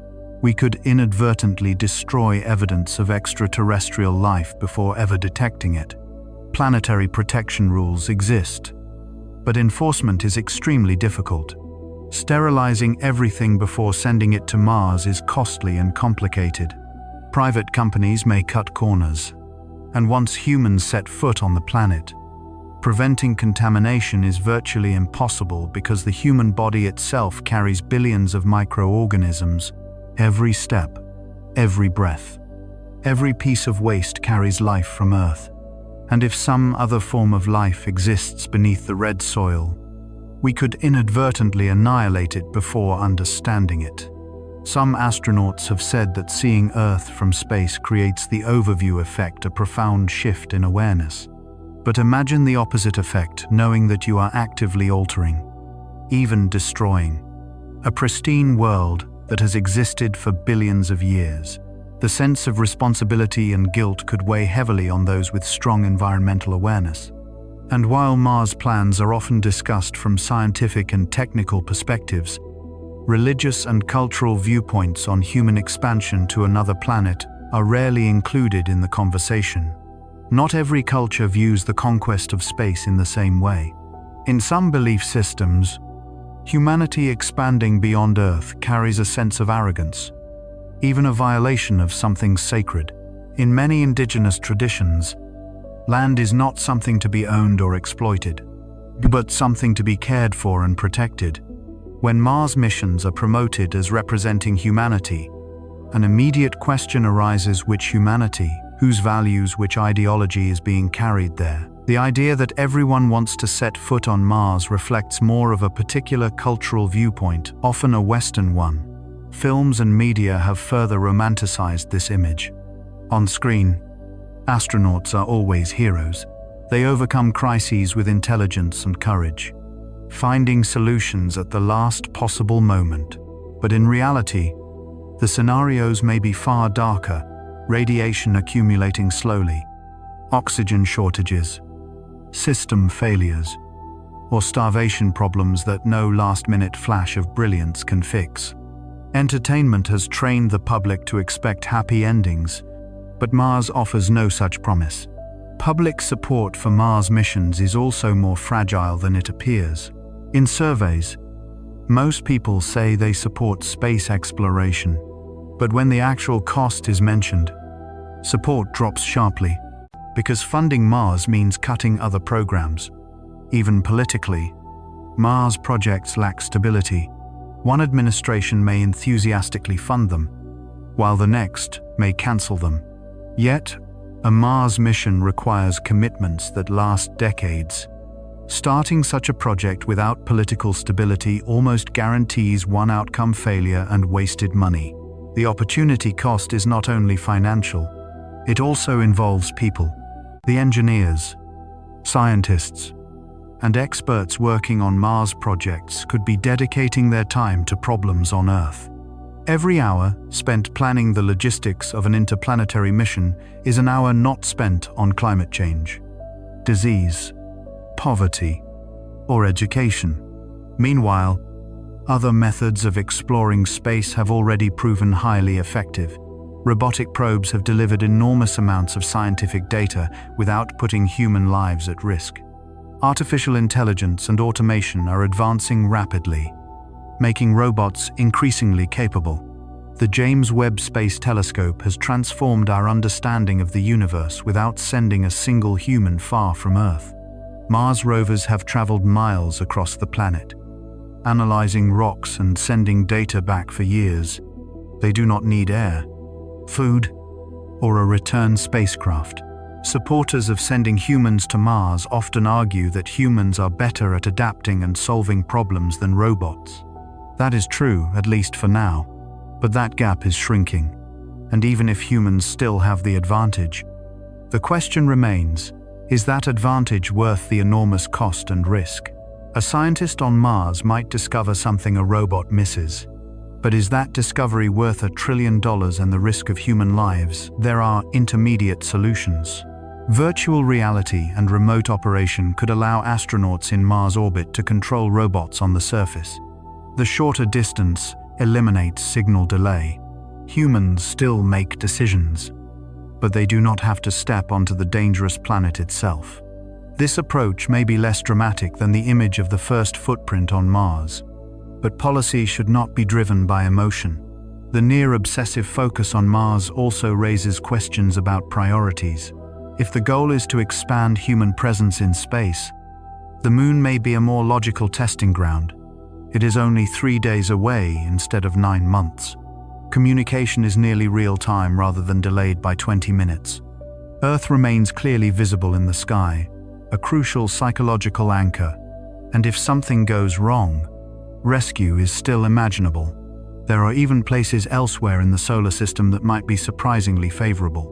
At about 50 kilometers above the surface of Venus, the pressure and temperature are similar to Earth's. Some scientists have proposed floating cities in that layer of the atmosphere. The engineering challenges are very different, but they may be easier to solve than living on the surface of Mars. But Venus lacks the symbolic allure of Mars, and for that reason, it is often overlooked, even though in some ways it might be a more practical option for human presence beyond Earth. From an economic perspective, asteroid mining actually makes much more sense than settling Mars. Near-Earth asteroids contain precious metals and water resources that can support space infrastructure and generate real profits. The environment is still harsh, but the journeys are shorter, missions quicker, and the risk to human life lower. So why Mars? A series of reasons are offered: scientific research, human preservation, national prestige, even economic development. But on closer inspection, these reasons are hard to justify. Humanity does not yet have the ability to make Mars habitable, and missions face a series of unresolved technical challenges. Researchers at MIT simulated a Mars settlement scenario using current technology. The result: settlers would suffocate after about 68 days, not because of a lack of oxygen, but because too much oxygen is produced from growing enough food. Even if everything went perfectly, equipment working, crew healthy, procedures followed, death would still arrive in around 70 days.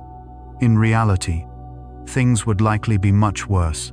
NASA's assessments also identify more than 30 major technical challenges that must be solved before any human mission to Mars can proceed. How do you land a 50-ton payload when we've only succeeded with 1 ton so far? How do you produce 200 tons of fuel from Martian resources when fuel has never been made on another planet? How do you protect astronauts from career-limiting radiation? Each question represents years of research, billions of dollars in development, and many may have no solution. The Mars One project by a Dutch non-profit is a prime example. They promised to establish a permanent settlement with current technology before 2025. Attracting thousands of applicants willing to risk their lives on Mars. But when engineers examined it carefully, everything collapsed. The technology wasn't ready, the business model was absurd, and the timeline was pure fantasy. Mars One declared bankruptcy in 2019, leaving only disappointed applicants and proof that enthusiasm cannot overcome physics. The challenges don't stop there. The return trip to Earth presents a terrifying test. Producing rocket fuel on Mars requires extracting over 1,000 tons of water from soil and ice, then processing it through chemical reactions never performed at planetary scale. The Sabatier method can theoretically convert CO2 and H2 into methane, but in practice the engineering requirements are immense. Energy systems must operate through months-long dust storms. Equipment must function under extreme temperatures. Robots must drill tens of meters deep, and fuel extraction and processing must be continuous. A single small error in this chain could trap the crew. There is no backup plan. Mars today, with all its romance, dreams, and belief in destiny, remains a planet unprepared for humans. every mission must confront the reality that no technology guarantees absolute safety. The psychological factor is perhaps the most underestimated aspect when discussing humans on Mars. Antarctic research stations provide the closest model: isolated, confined environments. But with the knowledge that rescue is possible and missions last only a few months, even under those conditions, psychological problems occur regularly: depression, interpersonal conflict, cognitive decline. On Mars, everything would be far more extreme. There would be no rescue, no possibility of rotating home, and Earth would appear only as a distant blue dot you could never reach. Communication delays could reach 44 minutes, turning every conversation into a slow exchange of messages. Your family would age in the past while you remain trapped in a metal box on a frozen desert. Astronauts have identified the most critical psychological factors for a Mars mission: isolation, monotony, communication delays, leadership conflict, and cultural misunderstandings. Now, imagine a permanent settlement, years stretching into decades. Only 6 to 8 people together. No privacy, no escape, no new faces. History shows that isolated communities often end badly: cabin fever, paranoia, violence. On Mars, conflicting parties cannot be separated. Everyone is trapped together until death. Every medical emergency becomes a potential death sentence. Appendicitis, infected fractures, kidney stones, dental disease, stroke. Anything beyond basic first aid could mean death. Communication delays make it impossible for doctors on Earth to help in time. Telemedicine with a 20-minute delay is nearly useless. Even a trained surgeon cannot cover every medical specialty, and safe surgery requires operating rooms, stable power, sterile conditions, medications, and equipment, things a Mars habitat cannot fully provide. On Earth, many small problems are easily treated. On Mars, they could be fatal. The long-term physiological effects of 0.38 gravity remain unknown. All current data comes from either microgravity or 1G. Mars lies somewhere in between, and we can only speculate. Early predictions are not encouraging: bone density loss, muscle atrophy, cardiovascular changes, vision problems. The gravity on Mars may slow deterioration but likely cannot stop it.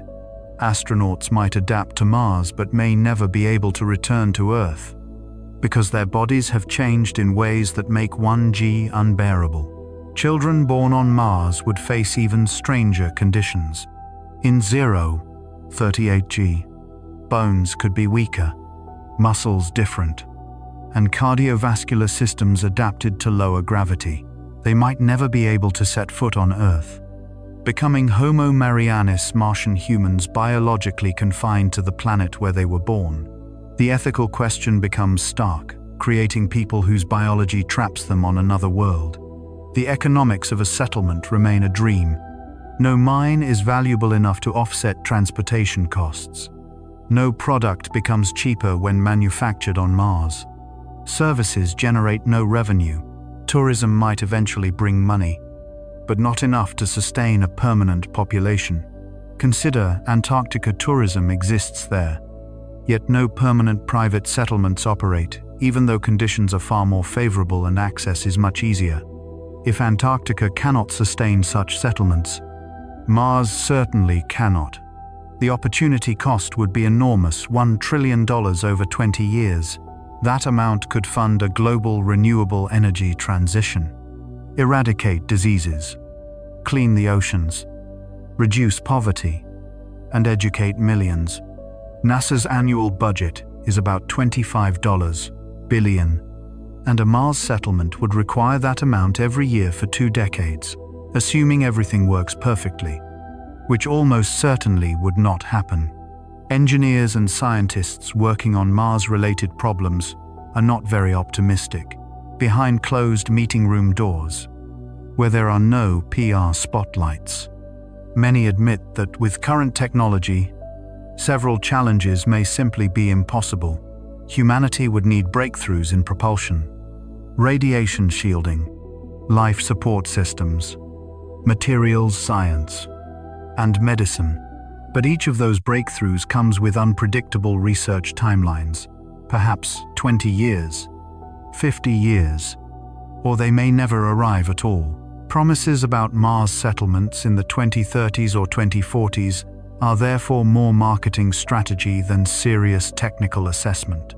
Even if all the technical problems were solved, another question remains: should we go at all? The argument that humanity needs a backup planet assumes that Earth could become less habitable than Mars, which is unrealistic. Even the worst-case scenarios involving climate change, nuclear war, or catastrophic pandemics would still leave Earth more livable than anything Mars could offer. In reality, going to Mars would not preserve humanity. It would simply create an extremely expensive adventure park for a few dozen people, while billions remain on the only planet that truly supports life. The fascination with Mars is decorated with myth's frontier spirit, destiny, the drive to explore. These ideas sound heroic, but they do not justify the real dangers involved. We are not talking about reaching a new continent. We are talking about condemning people to short, difficult lives on a world actively hostile to them, with no practical benefit and enormous cost. Volunteers for one-way missions often describe the experience as the ultimate adventure, a chance to write history. That feeling is understandable for them, but society should not encourage pointless sacrifice simply to serve a narrative. We do not celebrate other forms of self-destruction. A Mars settlement could become the most expensive suicide mission in history, and just because some people volunteer does not mean we should pursue it. The rational path is to continue robotic exploration. Rovers and landers are becoming increasingly sophisticated. Perseverance has already operated for years, traveling miles, analyzing samples, and collecting data that humans could not safely obtain. The James Webb Space Telescope has revolutionized our understanding of the universe without putting a single person in danger. This approach delivers far more science per dollar and carries no risk to human life. As AI and robotics grow more advanced, the gap between human and robotic capability will continue to narrow. If the goal is to expand human presence in space, the Moon makes far more sense 3 days away instead of 9 months. Real-time communication, Earth still visible in the sky, and realistic rescue possibilities. Its gravity is lower but sufficient to study long-term biological effects, and polar ice could provide water and fuel. If living on the Moon proves impossible, then Mars certainly will not be feasible. The Moon should serve as the training ground before considering more distant destinations. Yet the emotional appeal of Mars often leads people to evaluate it irrationally. Symbolism, adventure, frontier expansion. The reality, however, is cold and simple. Sending humans to Mars with current technology is extremely dangerous or nearly impossible. Those who set foot on Mars may never return to Earth, not because they want to stay, but because returning becomes impossible. Equipment failures, resource shortages, lack of medical evacuation, or psychological collapse, any of dozens of potential mission failures could trap them permanently. Unlike simple rovers that stop working, humans stuck there will die slowly, fully aware of their fate. This is not pessimism. This is reality. The difference is that blind optimism can kill. Engineers understand this risk. The remaining task is ensuring the public and policymakers understand it too. The possibility of settling on Mars may exist physically, but that does not mean it is feasible. Feasibility does not mean it is wise. Humans are still captivated by grand challenges and distant horizons. But we must confront the truth. This is not humanity's next glorious chapter. It is a dangerous, expensive endeavor, highly likely to be fatal, serving mythic needs more than practical benefits. People may not return from Mars because the planet's environment is too hostile for humans to overcome by will or effort. This is a physical reality that must be accepted. A Mars mission will occur due to human ambition and recklessness. But it should not happen prematurely, should not become a permanent settlement, and must never be marketed. Otherwise, these are extremely risky expeditions with uncertain benefits and high probability of failure. Astronauts deserve to hear the truth. The public deserves the truth. And the engineers tackling seemingly impossible problems deserve the truth most of all. The gap between current capabilities and what Mars demands is enormous, potentially insurmountable with near-term technology. Each technical challenge compounds others. You need a stable power supply to produce fuel. But power requires maintenance, which cannot be done during dust storms. You need to extract water to make fuel. But the drilling equipment does not yet exist. You need a healthy crew to operate the systems. But radiation and low gravity are destroying their bodies as soon as they land. You need psychological resilience to withstand isolation. But isolation erodes that capacity. There is no single point of failure. Everything is a simultaneous risk. Returning to Earth is the ultimate test of honesty. Can we actually bring people home? Currently, the answer is maybe. Maybe if everything goes perfectly. Maybe if equipment does not fail. Maybe if the crew remains healthy and alert. Maybe if fuel production succeeds. Maybe if the spacecraft survives the return. Maybe if re-entry into Earth's atmosphere does not kill them. Too many maybes when lives are at stake. Some say exploration is always risky. Progress demands sacrifice, but that confuses calculated risk with recklessness. Test pilots accept danger, but they test aircraft built with decades of safety experience. Mars missions lack that foundation. Humans are asked to trial unproven technology in an environment where failure equals death, and the benefits are unclear. This is not brave exploration. It is unprepared sacrifice. The psychological impact deserves even more attention. Radiation exposure and bone loss can be measured, but there is also the experience of seeing Earth shrink into a pale blue dot, realizing you may never return, living in complete isolation for years. These psychological factors can break a person in ways that doom an entire mission, even if all equipment functions perfectly. In every discussion about Mars, people often mention radiation, low gravity, or rocket fuel. But there is another factor quietly influencing everything: human psychology. A crew whose mental state collapses cannot operate equipment, cannot make sound decisions, and ultimately cannot survive. In that environment, mental health is not a secondary concern. It may be the greatest challenge of all. Even ignoring psychological issues, the healthcare system on Mars is nearly primitive compared to Earth. There are no CT scanners, no specialized doctors, no fully equipped operating rooms or blood banks. Medications are limited to what you brought with you from the start.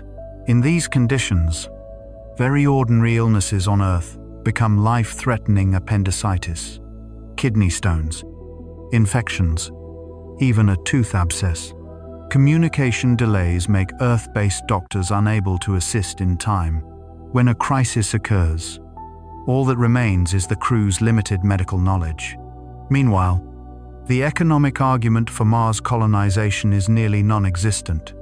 No mineral deposit is valuable enough to offset transportation costs. No product made on Mars is cheaper than on Earth. No service generates a viable revenue stream. Ultimately, the only remaining rationale is exploration, a reasonable argument for robots, but hard to justify putting human lives at risk and spending trillions of dollars. Society must always weigh costs and benefits. We do not fund every scientific idea because resources are always limited. Viewed in that context, Mars falls far behind. $1 trillion could eliminate numerous diseases, provide clean water, invest in education, or mitigate climate change. Instead, We propose using that money to send a few dozen people to a dead planet where they may never return. Even human resources are stretched. Engineers and scientists tackling Mars problems could dedicate their intellect to earthly challenges. Every hour spent on interplanetary logistics is an hour not spent addressing humanity's urgent issues. Meanwhile, robots have proven they can perform exploration exceptionally well. Mars rovers have operated for years, traversing miles, analyzing samples, and sending data back to Earth without requiring food, life support, or return capability.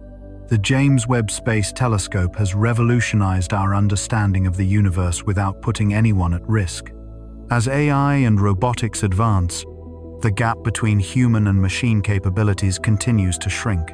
If the true goal is expanding human presence in space, the Moon is a far more logical step, only a 3-day journey instead of 9 months, nearly real-time communication instead of tens of minutes of delay.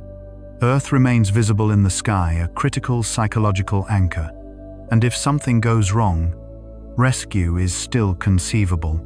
The Moon's low gravity also allows study of long-term effects on the human body. If we cannot build a stable settlement on the Moon, Mars is certainly out of reach. But the Moon lacks what Mars has: romance. Humans have already been there. Mars represents the next frontier, a symbol of a new victory. That is emotional reasoning, not rational planning. Some propose one-way missions as an acknowledgement that returning may be impossible. Buzz Aldrin once supported the idea of astronauts going to Mars to stay permanently, but that implies voluntarily exiling humans to a hostile environment merely to prove we can exist there. Ethical questions become even deeper when considering children born on the red planet. In low gravity, their bodies may develop so differently that they may never withstand Earth's gravity. They would literally become Martian residents imprisoned by their own biology. And above all of that, the technology simply isn't ready. NASA has listed dozens of major challenges without solutions: heavy payload landings, in situ fuel production, radiation protection, equipment maintenance during dust storms, and growing food in toxic soil. Timelines such as 2030 or 2040 are often widely promoted, but to engineers, these are marketing numbers more than technical assessments. The gap between public optimism and technical reality was starkly illustrated by the Mars One story. Thousands volunteered for a one-way mission, believing the plan was feasible. When engineers examined it seriously, they concluded it was entirely impossible. The project ultimately went bankrupt, leaving disappointed volunteers and a simple lesson: enthusiasm cannot overcome the laws of physics. New proposals about Mars appear constantly, promising adventures and permanent settlements. But one fundamental question remains unanswered: why Mars? If we strip away all the mythology, what remains is the stark reality. Scientific research can be done better with robots. Human survival is not guaranteed. National prestige does not justify risking lives. And there is no viable economic model. We are drawn to the story, not to reason. With current technology, those who go to Mars may never return, not because they want to stay, but because returning becomes impossible. Equipment fails, resources run out, bodies deteriorate, minds weaken. The return window arrives, but the capability to use it does not exist. They are stranded, slowly dying in a frozen desert, fully aware that rescue will never come. This is the reality hidden behind inspirational speeches and polished promotional videos.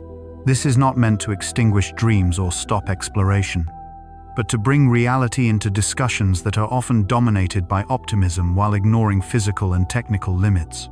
A Mars mission will almost certainly happen, because humans are ambitious and sometimes reckless. But it should not happen too soon, should not become a permanent settlement, and must never be marketed.